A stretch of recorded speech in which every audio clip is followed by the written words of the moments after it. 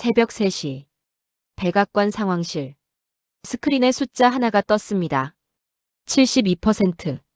이건 개선이 아닙니다. 사건입니다. 미국 반도체 전문가 25년 경력의 데이비드 블랙우드가 처음으로 당황한 순간이었죠. 삼성전자 2나노 수율. 5년 걸린다던 구간을 6개월 만에 넘어왔습니다. 도대체 한국에서 무슨 일이 벌어지고 있는 겁니까? 네덜란드 ASML, 미국도 아닌 한국 화성의 첫 해외 거점 설립. 직선거리 3.2km. 장애 대응 2.3시간. 가동률 99.7%. 우리는 보고서를 씁니다. 그들은 라인을 살리죠. 그날 이후 판이 뒤집히기 시작했습니다. 미국 전문가가 직접 목격한 한국이 반도체 전쟁의 중심이 된 그날의 기록. 지금 시작합니다. 2025년 11월 12일 워싱턴 D.C. 백악관 상황실이었습니다. 새벽 3시였죠. 전쟁이 아니면 이 시간에 이곳이 열리지 않습니다. 그런데 오늘은 전쟁보다 더 큰 문제였어요. 나는 데이비드 블랙우드, 미국 상무부 반도체 공급망 수석 자문관입니다. 이 방에 앉은 사람들 중 반도체 산업을 가장 오래 본 사람이 바로 저였죠. 상황실 안은 침묵에 잠겼습니다. 아무도 말을 꺼내지 못했어요.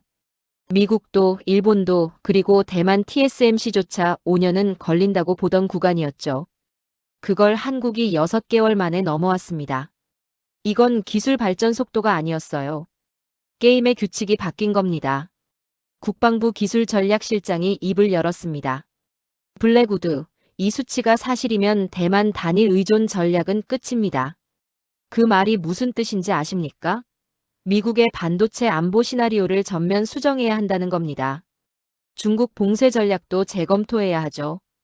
520억 달러를 쏟아부은 칩스법 2.0도 무력화될 수 있다는 뜻이었어요. 나는 속으로 계산했습니다. 이건 기술 문제가 아니에요. 패권 문제죠. 반도체는 단순한 산업이 아닙니다. 군사력이고 경제력이며 미래를 장악하는 열쇠죠. 그 열쇠의 주인이 바뀌고 있었어요. 그때였습니다. 네덜란드에서 날아온 극비 보고서 한 줄이 상황실을 얼어붙게 했죠. ASML 한국 화성의 자국 외 첫 EUV 제재 조정비 거점 설립 완료. 나는 화면을 다시 봤습니다. 지도를 확대했죠. ASML입니다. 전 세계에서 단 한 곳, 네덜란드 기업만이 만들 수 있는 EUV 노광 장비를 생산하는 회사죠. 반도체 산업의 신이라 불리는 그 회사가 자국 밖에 처음으로 제재조 거점을 만들었습니다. 그런데 그 장소가 미국이 아니었어요. 네덜란드 본사 아인트호벤도 아니었죠. 한국 화성이었습니다. 나는 그 순간 처음으로 이런 생각을 했습니다. 이 전쟁 우리가 주도하는 게 아닐 수도 있겠군. 25년간 이 산업을 봐왔지만 이런 감각은 처음이었어요. 미국이 중심이 아닐 수도 있다는 불안감 말이죠. 대통령 수석보좌관이 나를 바라보며 물었습니다. 블랙우드, 왜 하필 한국입니까? ASML이 미국을 선택하지 않은 이유가 뭡니까? 나는 대답하지 않았습니다. 대신 다른 화면을 띄웠죠. 장비 가동률 99.7%. 이게 무슨 의미인지 아십니까? 글로벌 평균은 9,294% 수준입니다. 한국은 그보다 5%포인트 이상 높았죠. 단순한 숫자 차이가 아닙니다. 이건 시스템의 차이예요. 평균 장애 대응 시간 2.3시간. 미국은 평균 24시간 이상 걸립니다. TSMC도 3.5시간은 필요하죠. 그런데 한국은 2.3시간입니다. 어떻게 이게 가능하다는 겁니까? 화면에 지도 하나를 더 띄웠습니다. ASML 화성 캠퍼스와 삼성 화성 캠퍼스의 직선거리였죠. 3.2km. 차로 10분도 안 걸리는 거리입니다. 문제가 생기면 15분 안에 현장에 도착하죠. 보고 체계도 승인 절차도 필요 없어요. 그냥 움직입니다.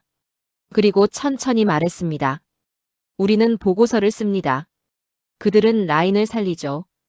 그 문장이 상황실 전체를 짓눌렀습니다. 아무도 반박하지 못했어요. 사실이었으니까요. 나는 미국 반도체 산업을 25년간 봐온 사람입니다. 인텔의 전성기도 봤고 TSMC의 부상도 지켜봤죠. 그리고 미국이 어떻게 제조업을 잃어갔는지도 똑똑히 봤습니다. 하지만 오늘 이 순간만큼은 달랐어요. 이건 단순히 한 기업이 잘한다는 이야기가 아니었죠. 판 자체가 바뀌고 있었습니다. 그날 새벽 나는 개인 노트에 보고서 첫 문장을 이렇게 적었습니다. 반도체 전쟁의 중심축이 이동했다.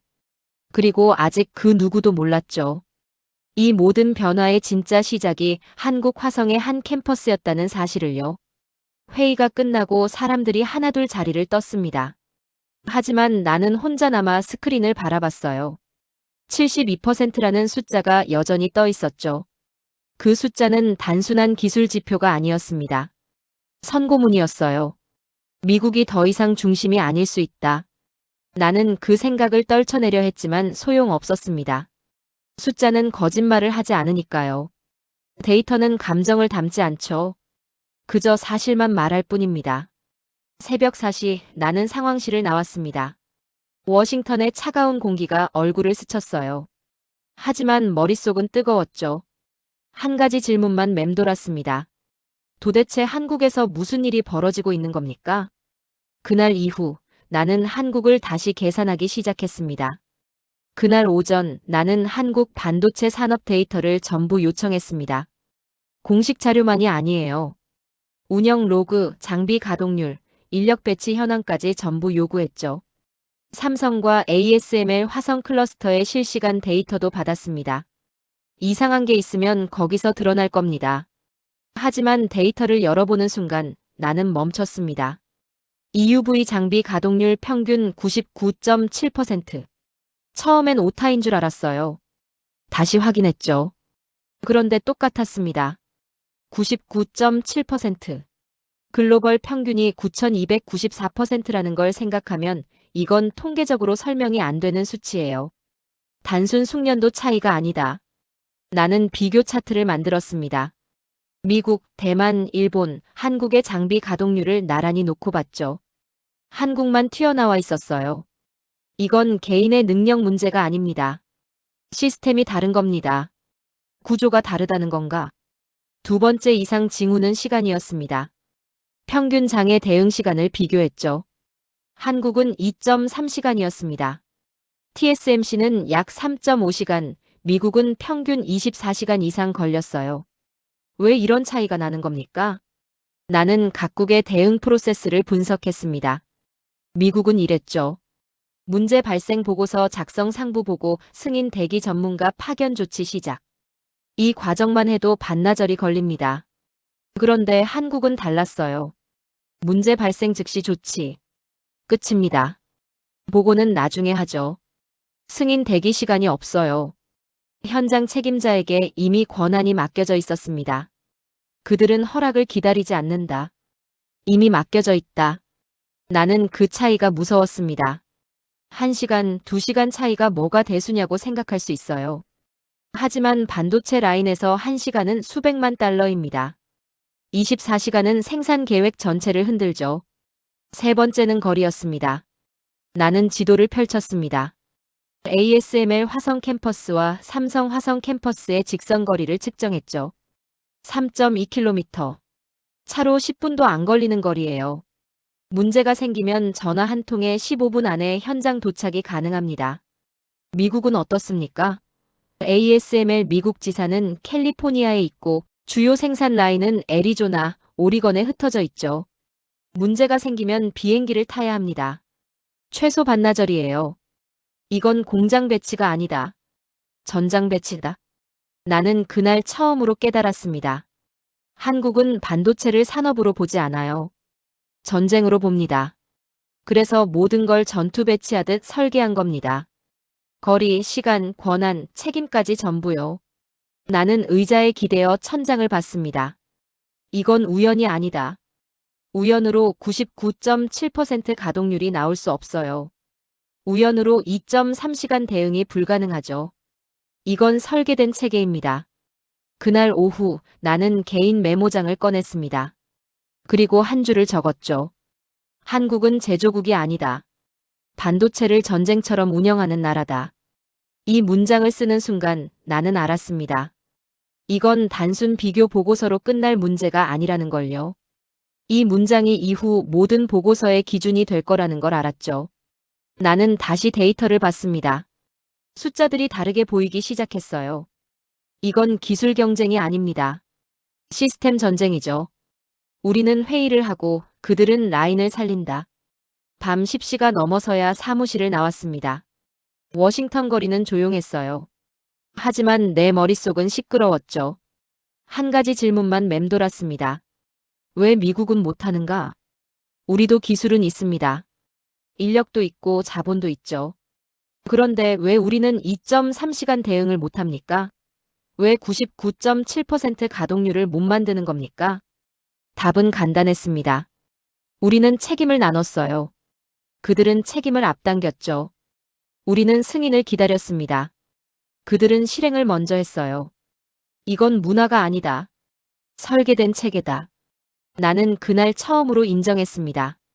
한국을 칭찬하기 위해 조사를 시작한 게 아니었어요. 하지만 숫자는 거짓말을 하지 않습니다. 데이터는 편을 들지 않죠. 사실만 말할 뿐입니다. 그리고 그 사실은 이랬습니다.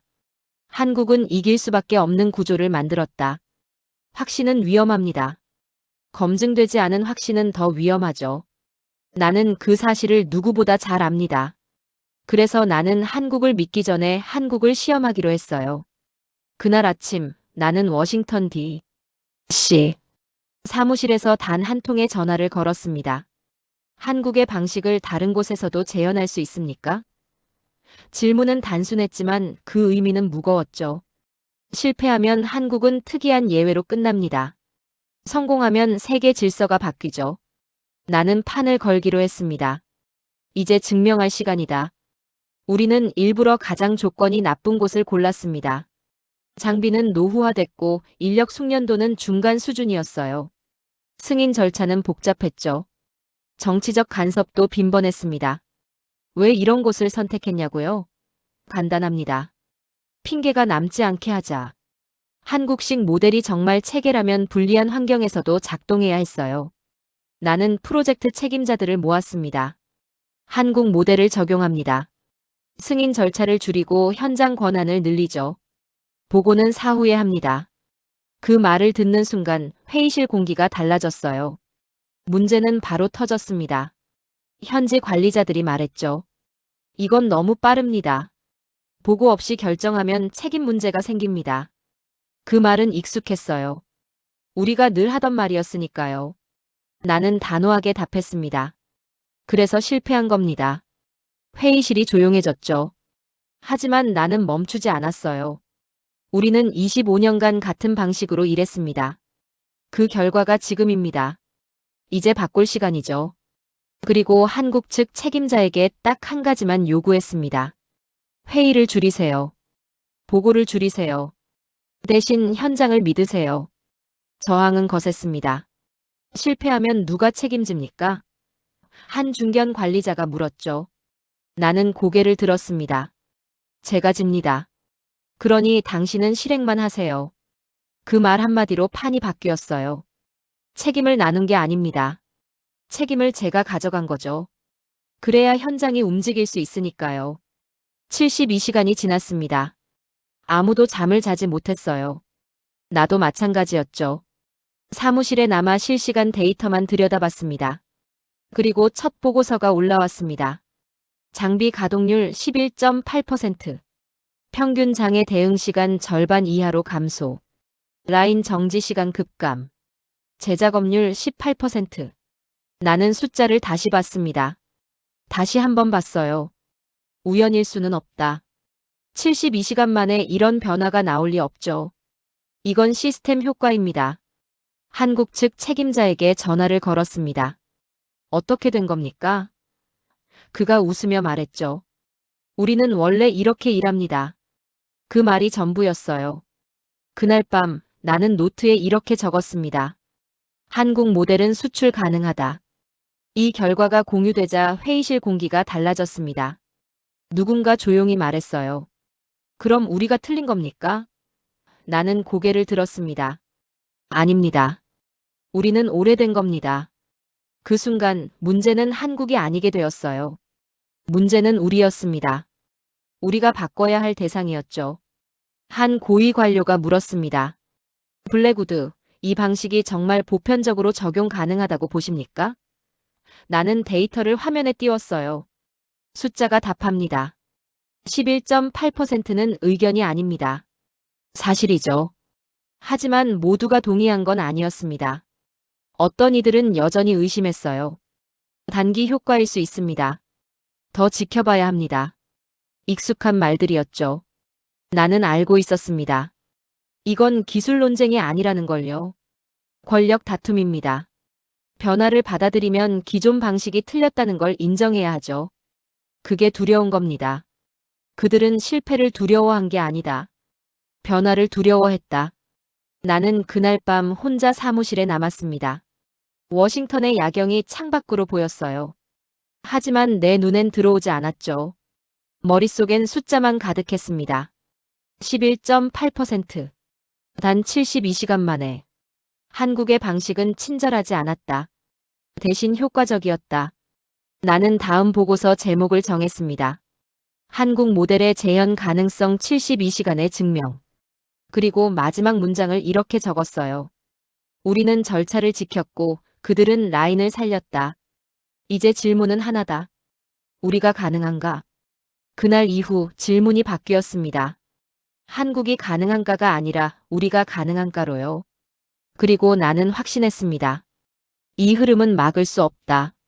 실험 결과가 공유된 지 48시간도 지나지 않아 모든 것이 느려지기 시작했습니다. 이상했어요. 회의가 늘었습니다. 이메일이 길어졌죠. 결정이 미뤄지기 시작했어요. 검토가 더 필요합니다. 위원회 승인 없이는 어렵습니다.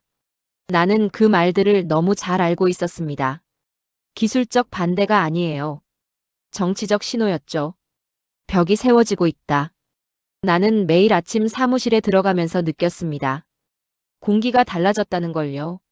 72시간 동안 함께 환호하던 사람들이 갑자기 조용해졌어요. 눈을 마주치지 않았죠. 한 동료가 복도에서 나를 불렀습니다. 블랙우드, 조심하세요. 무슨 말입니까? 그가 주위를 둘러보고 작게 말했죠. 당신을 건너뛰는 보고서가 올라가고 있습니다. 그 말을 듣는 순간 나는 알았어요.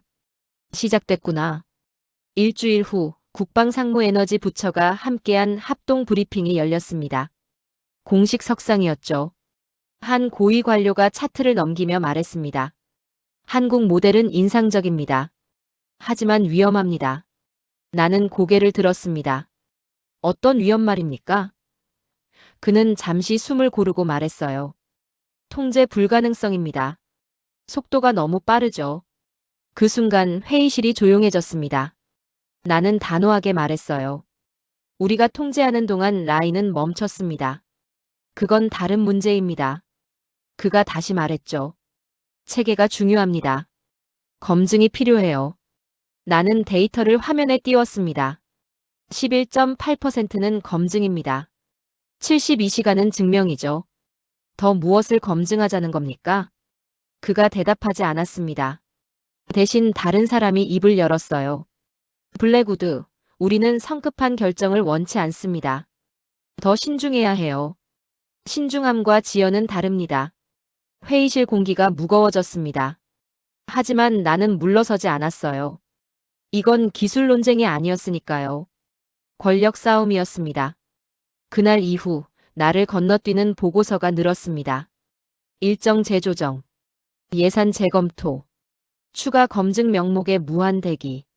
이건 우연이 아니었어요. 기득권이 움직이기 시작한 겁니다. 그들은 직접 말하지 않습니다. 지연시킬 뿐이죠. 회의를 늘리고 보고서를 요구하며 승인 단계를 추가해요. 그렇게 시간을 끌면 결국 흐지부지됩니다. 지연은 가장 교묘한 방해다. 어느 날 익명의 메모 한 장이 내 책상 위에 놓였습니다. 한국 의존도를 낮출 방안을 검토 중. 나는 그 문장을 여러 번 읽었어요. 이제 선택의 문제였습니다. 한국을 사례로 남길 것인가? 한국을 중심축으로 인정할 것인가? 둘 중 하나였죠. 중간은 없습니다. 나는 그날 밤 혼자 사무실에 남았습니다. 워싱턴의 불빛이 창밖으로 보였어요. 하지만 내 머릿속은 어두웠죠. 내가 이기면 질서가 바뀐다. 내가 지면 한국은 묻힌다. 나는 책상 위에 놓인 보고서 초안을 집어들었습니다. 제목은 한국 모델 적용의 단계적 검토였어요. 누가 썼는지 모르지만 내 이름으로 올라갈 예정이었죠. 나는 그 보고서를 찢어버렸습니다. 그리고 새로 쓰기 시작했어요. 속도가 곧 안보다. 첫 문장은 이랬죠. 반도체 전쟁에서 느린 쪽은 진다. 두 번째 문장. 우리는 지금 느린 쪽에 있다. 세 번째 문장. 한국은 빠른 쪽에 있다. 그리고 마지막 문장에 이렇게 적었습니다. 한국 모델을 배제하는 순간 우리는 스스로를 배제한다.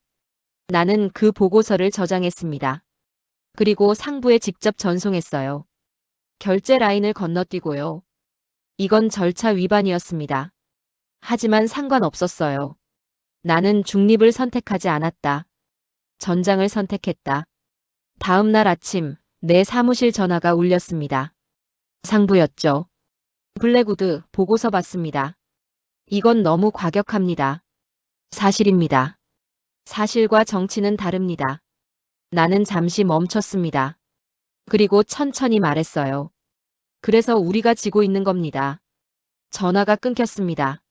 하지만 나는 후회하지 않았어요. 이제 돌아갈 곳은 없었으니까요. 그날 나는 처음으로 정면으로 맞설 준비를 했습니다. 공식 회의는 멈췄습니다.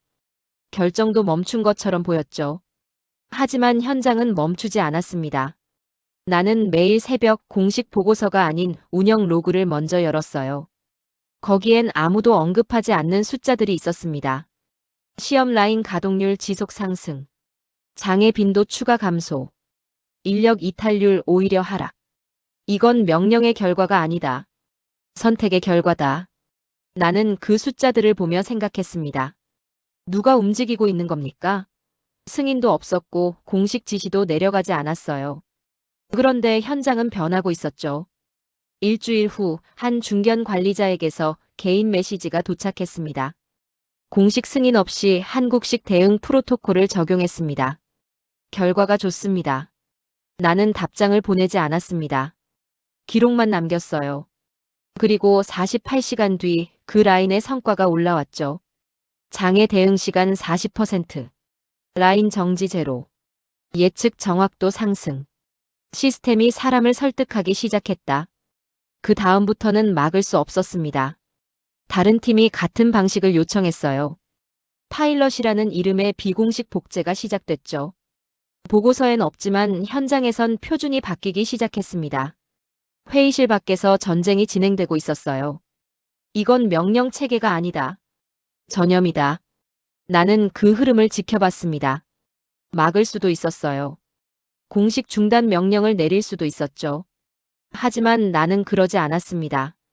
왜냐고요? 간단합니다. 숫자가 말하고 있었으니까요. 일주일 후 종합 성과 지표가 업데이트됐습니다. 그 수치를 본 순간 나는 더 이상 변명할 수 없다는 걸 알았어요.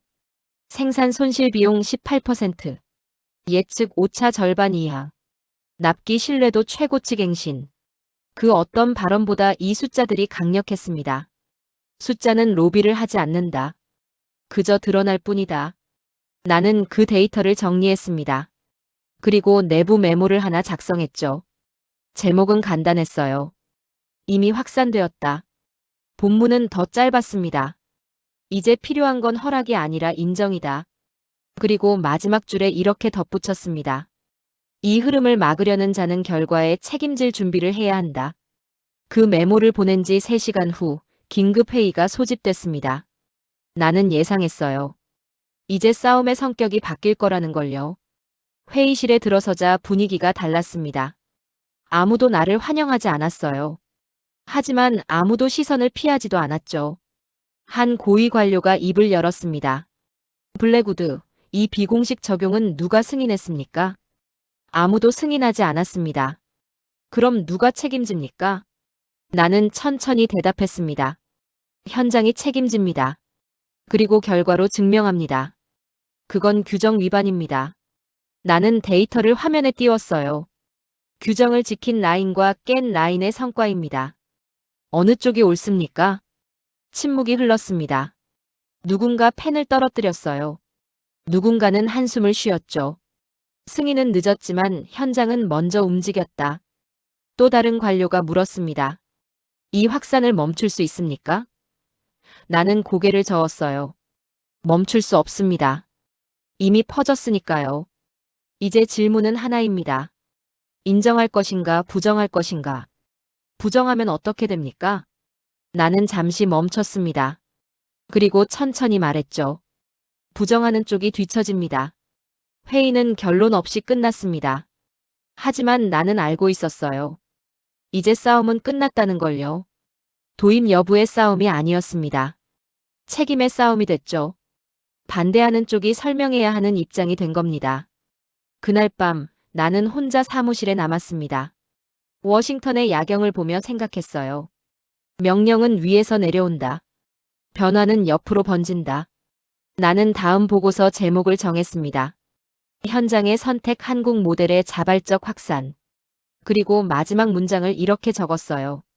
그들은 동의하지 않았지만 따라하기 시작했다. 이제 질문은 하나다. 누가 책임질 것인가? 회의실이 아니었습니다. 이번엔 공개 브리핑 룸이었어요. 카메라, 기록관, 그리고 이름이 남는 자리였죠. 누구도 가볍게 말할 수 없었습니다. 말 한 줄이 정책이 되고 침묵 하나가 책임이 되는 자리였으니까요. 나는 자리에서 일어나지 않았습니다. 자료도 넘기지 않았어요. 첫 문장은 이것뿐이었죠. 이제 질문은 하나입니다. 막을 수 있느냐 없느냐가 아니라 책임질 수 있느냐 없느냐입니다. 반대 의견이 나왔습니다. 예상대로였어요. 너무 빠릅니다. 검증이 부족합니다. 전례가 없습니다. 모두 익숙한 말이었습니다. 변화를 막을 때 항상 등장하는 언어들이죠. 한 사람이 말했습니다. 실패하면 누가 책임집니까? 그 질문이 이 방의 공기를 바꿨어요. 나는 고개를 들었습니다. 실패하지 않는다고 말하지 않겠습니다. 하지만 이미 실패하고 있는 쪽은 명확합니다. 그게 무슨 뜻입니까? 나는 천천히 대답했어요. 우리가 검증하는 동안 현장은 이미 증명했습니다. 우리가 회의하는 동안 숫자는 이미 말하고 있죠. 그제서야 나는 스크린을 켰습니다. 기존 방식 손실 추이. 비공식 적용 라인의 성과 비교.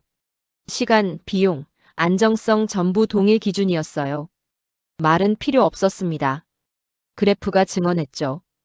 왼쪽은 하락 곡선이었습니다. 오른쪽은 상승 곡선이었어요. 같은 시간, 같은 조건, 다른 결과였죠. 이 수치는 의견이 아닙니다. 판결입니다.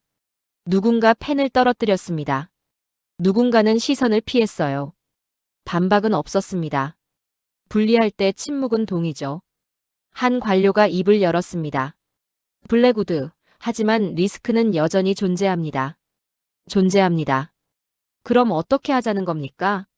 나는 마지막 문장을 준비해 두고 있었습니다. 가장 무거운 문장이었죠. 이 모델을 공식 실험 단계로 격상합니다. 잠깐 멈췄습니다. 이 멈춤이 결정을 확정짓는다는 걸 알았어요. 그리고 회의실 전체가 숨을 멈췄습니다. 반대했던 부서가 결과에 대한 공동 책임을 집니다. 그 순간 싸움은 끝났습니다. 이제 반대는 의견이 아니었어요. 리스크가 된 겁니다. 반대하면 실패 시 책임을 함께 져야 했죠. 공포는 반대의 언어다. 한 관료가 일어섰습니다. 이건 공정하지 않습니다. 나는 고개를 저었어요. 공정합니다. 반대하려면 대안을 내놓으십시오. 없으면 함께 가는 겁니다. 강요입니까? 나는 천천히 말했습니다. 아닙니다. 현실입니다. 더 이상 반론은 나오지 않았습니다. 말할 수 없었던 거죠. 대안이 없었으니까요. 회의가 끝나자 사람들은 흩어졌습니다. 아무도 환호하지 않았어요. 아무도 박수치지 않았죠. 하지만 질서는 바뀌었습니다. 비공식이 공식이 되었고 실험이 정책이 됐으며 한국 모델은 더 이상 대안이 아니었습니다. 이제 선택지는 하나다. 적응하거나 기록에 남거나. 나는 브리핑 룸을 나왔습니다. 복도는 조용했어요. 하지만 내 머릿속은 시끄러웠죠. 한 동료가 다가왔습니다. 블랙우드, 이제 어떻게 할 겁니까? 나는 웃었어요. 이제 증명할 시간입니다. 실패하면요? 나는 멈춰서서 그를 봤습니다. 실패는 이미 정의됐습니다. 움직이지 않는 게 실패죠. 그날 밤 나는 최종 보고서를 작성했습니다. 제목은 단순했어요.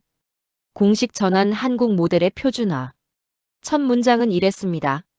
반도체 전쟁에서 느린 쪽은 진다. 마지막 문장은 이랬죠. 우리는 이제 빠른 쪽을 선택했다.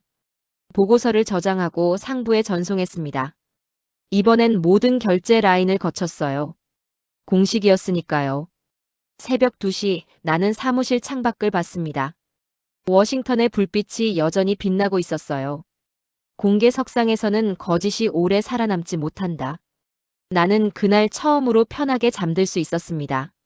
판정이 났으니까요. 다음 날 아침 각 부서에서 연락이 왔습니다. 공식 적용 일정을 문의합니다. 교육 프로그램은 언제 시작합니까? 한국 측과의 협력 방안은 무엇입니까? 질문이 바뀌었습니다. 할 것인가가 아니라 어떻게 할 것인가로요. 나는 회신을 보냈습니다. 즉시 시작합니다. 지연은 더 이상 없습니다. 숫자는 편을 들지 않는다. 다만 살아남는 쪽을 고른다. 그날 이후 아무도 예전 방식으로 돌아가자고 말하지 않았습니다. 공식 전환 후 90일이 지났습니다. 나는 그 보고서를 혼자 먼저 열었어요. 예상 범위 이미 넘어섰습니다. 수율 11.8%, 평균 납기 22%, 재작업률 41%, 긴급 장애 0. 한 줄 요약은 이것이었습니다. 안정화가 아니라 가속이다. 이 모델은 버텨낸 게 아니었어요. 날아오르고 있었죠. 나는 숫자를 다시 봤습니다. 다시 한번 봤어요. 이건 실험 효과가 아니다. 90일이면 초기 효과는 사라집니다. 그런데 오히려 가속되고 있었어요. 첫 30일보다 60일이 나았고 60일보다 90일이 나았습니다. 이건 단순한 개선이 아니죠. 시스템이 진화하고 있었어요. 현실이 예측을 넘어섰다. 나는 즉시 회의를 소집했습니다. 이번엔 발표가 아니었어요. 보고였죠. 90일 결과를 공유합니다. 화면에 그래프가 떴습니다. 모든 지표가 위를 향하고 있었어요. 아무도 말하지 않았습니다. 숫자가 말하고 있었으니까요. 한 관료가 조용히 물었습니다. 이게 가능한 겁니까? 나는 웃었어요. 이미 일어났습니다. 정책보다 빠른 건 시장입니다. 결과 발표 일주일 후 장기 공급 계약이 앞당겨졌어요. 옵션 물량이 자동 행사됐죠. 가격 협상. 오히려 프리미엄 제시가 들어왔습니다. 한 글로벌 고객이 이렇게 말했습니다. 우리는 실험에 돈을 쓰지 않습니다. 확실한 쪽에 시간을 씁니다. 그 말이 의미하는 건 분명 판은 이미 기울었다는 거죠. 나는 계약 조건 변화를 분석했습니다. 놀라웠어요. 6개월 전만 해도 우리가 요청하던 쪽이었습니다. 이제는 고객들이 먼저 요청하고 있었죠. 시장은 거짓말을 하지 않는다. 두 번째 변화는 경쟁국의 반응이었습니다. 대만은 말을 아꼈습니다. 일본은 분석 보고서를 늘렸어요. 중국은 성명을 냈죠. 하지만 공통점이 하나 있었습니다. 부정하지 못했어요. 공식 반박 없음. 수치에 대한 반론 없음. 상황을 지켜본다는 말뿐이었죠. 나는 그 침묵을 읽었습니다. 반대가 없을 때 그것은 이미 패배다. 한 정보 분석관이 보고했습니다.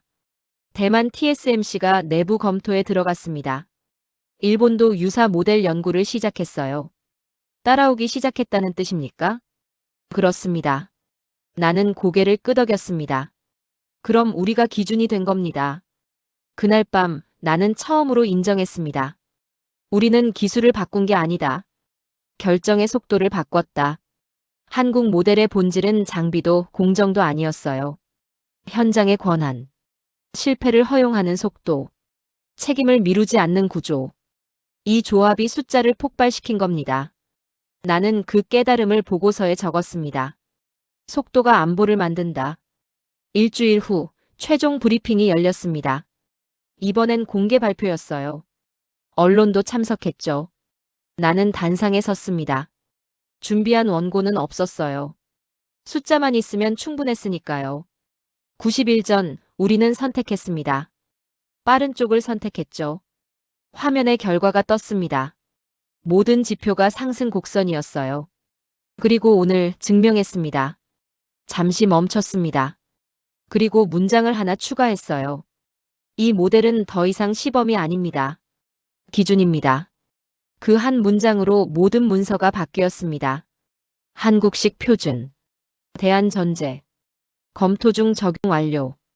기준이 된 순간 경쟁은 끝난다. 발표가 끝나고 질문이 쏟아졌습니다. 다른 국가도 가능합니까? 또 확대 계획은 무엇입니까? 한국과의 협력은 어떻게 됩니까? 질문이 달라졌어요. 왜 한국인가가 아니라 어떻게 한국처럼 하는가로요? 나는 대답했습니다. 한국은 특별한 게 아닙니다. 빨랐을 뿐이죠. 그리고 우리도 이제 빠릅니다. 회의가 끝나고 한 기자가 물었습니다. 블랙우드, 한국이 이긴 겁니까? 나는 고개를 저었어요. 아닙니다. 속도가 이긴 겁니다. 한국은 그걸 먼저 이해했을 뿐이죠. 그날 밤 나는 마지막 보고서를 작성했습니다. 제목은 반도체 전쟁의 새 기준이었어요. 첫 문장은 이랬습니다. 우리는 90일 전 선택했고 오늘 증명했다. 마지막 문장은 이랬죠. 이제 세계는 이 기준을 따를 것이다. 보고서를 저장하고 창밖을 봤습니다. 워싱턴의 야경이 평화로웠어요. 현실은 토론을 필요로 하지 않는다. 나는 그날 처음으로 확신했습니다. 이 변화는 되돌릴 수 없다는 걸요. 숫자가 증명했고 시장이 반응했으며 경쟁국이 침묵했습니다. 이제 남은 건 하나였어요. 인정하는 것뿐이다. 보고서가 아니라 지도가 바뀌었습니다. 공급망 화살표가 한 방향으로 쏠렸어요. 회의 일정이 서울 시간에 맞춰 조정되기 시작했죠. 결정권자들이 한국을 먼저 묻기 시작했습니다. 이제 질문은 이겁니다. 한국은 어떻게 하고 있습니까? 이 문장이 세계의 순서를 바꿨어요. 나는 6개월 전 회의록을 다시 꺼내봤습니다. 그때 우리는 이렇게 물었죠. 한국이 가능한가? 지금은 다릅니다. 우리가 한국처럼 할 수 있는가? 주어가 바뀌었어요. 질문의 중심이 이동한 겁니다. 한 동료가 물었습니다. 블랙우드, 이게 패권 이동입니까? 나는 고개를 저었어요. 아닙니다. 기준 이동입니다. 모든 나라가 같이 갈 수는 없었습니다. 어떤 국가는 속도를 따라오지 못했어요. 어떤 국가는 결단을 미뤘죠. 어떤 국가는 규칙을 받아들이지 않았습니다. 하지만 분명한 기준이 생겼어요. 한국의 방식에 맞출 수 있는가? 이 질문에 예라고 답한 쪽만 미래에 들어왔습니다. 나는 동맹국 회의에서 이렇게 말했습니다. 속도에 맞출 수 없다면 협력도 불가능합니다. 냉정한 말이었죠. 하지만 사실이었어요. 반도체는 기다려주지 않으니까요. 3개월 후 결과가 나왔습니다. 5개국이 한국식 모델을 공식 채택했어요. 7개국이 시범 운영에 들어갔죠. 나머지는 여전히 검토 중이었습니다. 따라오는 자와 남는 자로 나뉘었다. 나는 마지막 보고서를 쓰기 시작했습니다. 제목은 정했어요. 반도체 전쟁의 새 질서. 첫 문장을 어떻게 시작할지 고민했습니다. 그리고 이렇게 적었죠. 한국은 기술 강국이기 전에 결정 강국이다. 그들은 완벽해서 빠른 게 아니었어요. 빠르기 때문에 완성도에 도달했습니다. 미루지 않고 회피하지 않고 책임을 나누지 않고. 그들은 실패를 관리했고 우리는 실패를 토론했다. 이 차이가 10년을 갈랐어요. 나는 25년간 반도체 산업을 봐왔습니다. 인텔의 전성기도 봤고 대만의 부상도 지켜봤죠. 그리고 미국이 어떻게 제조업을 잃어갔는지도 똑똑히 봤어요. 하지만 한국은 달랐습니다. 그들은 추격하지 않았어요. 어느 순간 앞으로 가버렸죠. 뒤늦게 보고서를 다시 쓰는 사람들이 있었습니다. 왜 놓쳤는지, 왜 과소평가했는지, 왜 아직이라고 말했는지요. 하지만 역사는 변명서를 읽지 않습니다. 기록은 결과만 남긴다. 그리고 그 기록에 한국은 이렇게 남았어요. 판을 바꾼 나라. 최종 브리핑 날이 왔습니다. 이번엔 글로벌 컨퍼런스였어요. 각국 대표들이 참석했죠. 나는 단상에 섰습니다. 마이크 앞에서 잠시 멈췄어요. 그리고 천천히 말했습니다. 1년 전 우리는 한국을 분석 대상으로 봤습니다. 6개월 전 우리는 한국을 실험 모델로 봤죠. 오늘 우리는 한국을 기준으로 봅니다. 화면에 세계 지도가 떴습니다. 한국을 중심으로 화살표들이 뻗어 있었어요. 중심은 선언으로 이동하지 않습니다. 행동으로 이동하죠. 나는 마지막 슬라이드를 띄웠습니다. 단 한 문장만 있었어요. 한국은 추격자가 아니다. 이제 기준이다. 발표가 끝나자 박수가 터졌습니다. 하지만 나는 박수를 듣지 않았어요. 뒷자리에 앉은 사람들의 표정을 봤죠. 어떤 이는 고개를 끄덕였습니다. 어떤 이는 침묵했어요. 어떤 이는 메모를 했죠. 세계는 늘 승자를 비난하지만 결국 그 방식을 채택한다. 회의가 끝나고 한 대표가 다가왔습니다. 블랙우드, 한국이 앞으로도 이 속도를 유지할 수 있을까요? 나는 웃었습니다. 그건 한국에게 물어야 할 질문이 아닙니다. 무슨 뜻입니까? 우리가 따라갈 수 있을까요? 그게 진짜 질문이죠. 그날 밤 나는 마지막 개인 메모를 작성했습니다. 나는 이 과정을 지켜본 사람이자 결정을 기록한 사람이었다. 한국이 이긴 이유는 단순하지 않았다. 기술 하나, 장비 하나의 문제가 아니었다. 그들은 결정을 미루지 않았고 책임을 숨기지 않았으며 실패를 토론하지 않고 관리했다. 세계는 여전히 말이 많다. 그러나 말이 끝난 뒤 움직인 쪽은 언제나 같았다. 나는 창밖을 봤습니다. 워싱턴의 불빛이 여전히 빛나고 있었어요. 한국은 추격자가 아니었다. 어느 순간부터 우리는 한국의 선택을 기다렸고 그 선택을 기준으로 움직였다. 마지막 문장을 적었습니다. 이것은 일시적 승리가 아니다. 기준이 이동한 것이다. 보고서를 저장하고 컴퓨터를 껐어요. 나는 의자에 기대어 천장을 봤습니다. 기준이 된 나라는 더 이상 설명하지 않는다. 그리고 역사는 항상 기준이 된 나라의 편에 남습니다. 나는 사무실을 나왔습니다. 복도는 조용했어요. 하지만 내 머릿속은 명확했죠. 한국은 따라잡은 게 아니라 앞으로 가버렸다. 그리고 이제 세계가 따라오고 있습니다.